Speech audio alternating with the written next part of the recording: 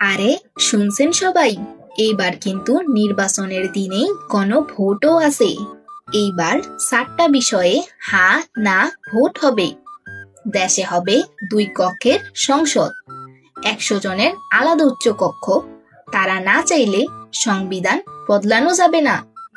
আর জুলাই সনদের বাকি সব সংস্কার দলগুলো প্রতিশ্রুতি অনুযায়ী করবে। ব্যাস, দেশের ভবিষ্যৎ একদম আমাদের হাতেই। আরে চাচা, গণভোট মানে দেশের বড় সিদ্ধান্তে সোজা মানুষের হা না মতামত নেওয়া।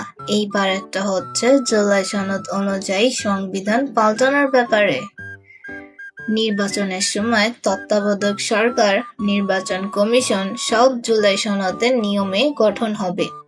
30টা গণতান্ত্রিক সংস্কার, যেই দলই জিতুক মানতেই হবে। এইবার কি সবাই বুঝলা গণভোট কি? নির্বাচন নির্বাচন, গণভোট গণভোট, 2 কক্ষ 2 কক্ষ, মানতেই হবে মানতেই হবে। নির্বাচন নির্বাচন, গণভোট গণভোট।